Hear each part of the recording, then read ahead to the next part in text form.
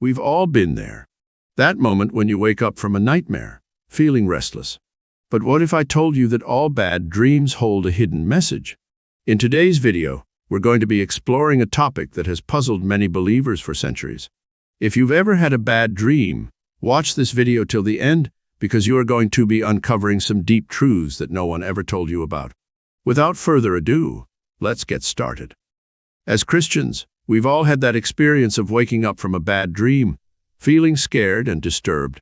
It's like we've just been on a roller coaster ride of terror, and we can't shake off the feeling of unease even hours after waking up. But have you ever wondered where these bad dreams come from? Dreams come from three sources: God, the devil, or ourselves. And when it comes to bad dreams, the devil enjoys watching you have them. The devil is always restless, moving to and fro, planning evil things to do against you. And most of these evil things are done in secret because he doesn't want you to know about them.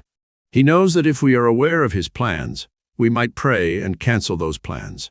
But God, in his infinite wisdom and love, shows us these evil plans in our dreams.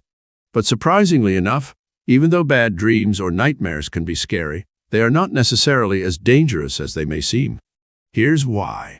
The devil on his own cannot manufacture dreams, because he doesn't have the power or ability to.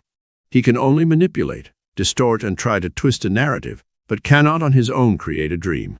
So even though you might have nightmares or bad dreams, the reason God allows you to have such dreams is to warn you or give you a wake-up call so that you take charge and pray. It is like a CCTV camera showing you the activities going on spiritually around your life.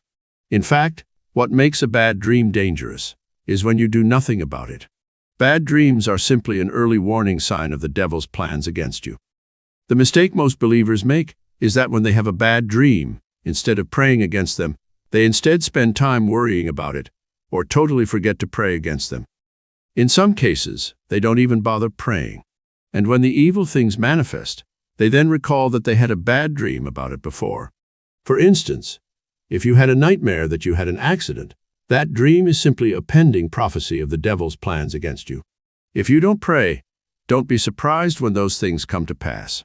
God expects you to wake up and pray against it. But it happens that in most cases, some believers have a nightmare, wake up, and simply go back to sleep. This makes the devil happy, because his main aim is to make believers too careless or lazy to pray.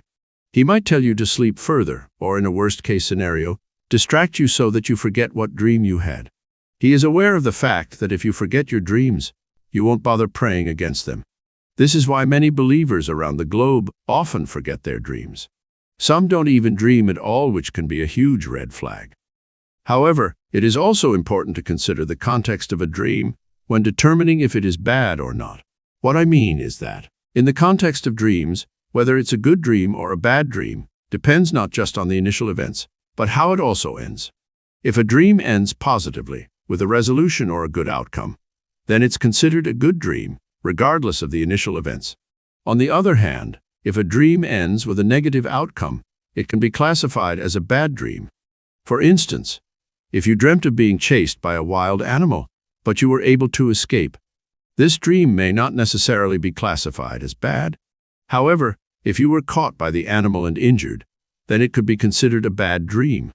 Another example: if you dreamt of armed robbers trying to rob or steal your goods, but then you had the courage to call the police and they swoop in, apprehending the robbers and recovering your stolen goods, this dream will be classed as a good dream, even though it was scary.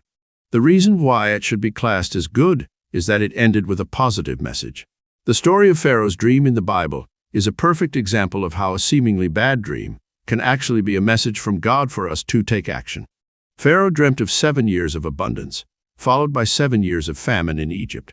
Although the dream may have initially appeared as bad news to Pharaoh, it was actually a warning from God for him to prepare and take necessary measures to prevent the devastating effects of the upcoming famine. Pharaoh heeded the dream and took action. He appointed Joseph, who was known for his ability to interpret dreams, to oversee the storage of grain during the years of abundance. When the famine struck, Egypt was well prepared, and because of Pharaoh's obedience to the dream, the land was saved from the severe effects of the famine. This serves as a powerful example of how bad dreams can actually be a way for God to guide and direct us towards taking actions that can lead to positive outcomes.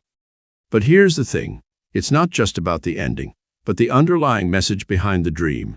Dreams are not random occurrences, but messages from God. They reveal hidden fears, desires, or even warnings of impending danger. So, even if a dream ends positively, it's important to consider the surrounding factors. Did you feel fear, anxiety, or discomfort during the dream? Were there any warning signs or symbols that could indicate potential danger? Dreams can be complex, and it's crucial to discern the deeper meaning and not just rely on surface-level events. Additionally, it's important to pray and seek guidance from God when trying to interpret a dream. This is because even though the devil cannot manufacture dreams, he can manipulate dreams to spread misinformation. For example, the devil does have the ability to impersonate the face of someone you know, so as to use their image to attack you in a dream. The aim of this is to create division and confusion between you and that person. If you do have a dream and someone attacks you, it doesn't always mean that person in real life is responsible for your problems. It could just be the enemy trying to play mind games on you. So before you jump to conclusions and start creating enemies unnecessarily, it is important to seek discernment from God. But in some cases, it is very possible of the person attacking you in a dream to be your real-life enemy. God can directly warn you against an individual. But nevertheless, remember we wrestle not against flesh and blood. That's why prayer is so vital when it comes to dreams. Prayer helps us discern the underlying message behind the dream and seek God's guidance and protection.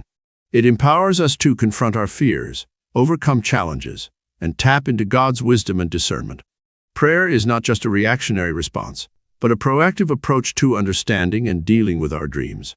Bad dreams are not to be taken lightly. They are messages from God, warning us of the devil's plans. Prayer is our powerful weapon to counteract those plans and protect ourselves from harm. Let's not ignore or forget to pray against bad dreams, but instead, be intentional, fervent, and persistent in your prayers, knowing that God hears us and answers us.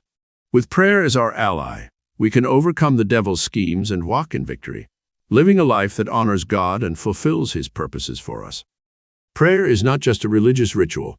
It's a powerful weapon against the plans of the devil. When we have a bad dream, it's not something to brush off or ignore. It's a message from God, a warning of the devil's evil plans against us. And it's our responsibility to pray against those evil things we saw in the dream. Remember, as believers, we have the authority in Christ to resist the devil and his schemes. We are not helpless victims, but victorious overcomers. So let's not underestimate the power of prayer and the importance of praying against bad dreams. Let's be vigilant, discerning, and proactive in seeking God's guidance and protection through prayer, so that we can walk in victory and fulfill God's purpose for our lives. So there you have it. Thank you for watching. If you love our videos, please feel free to subscribe to our channel.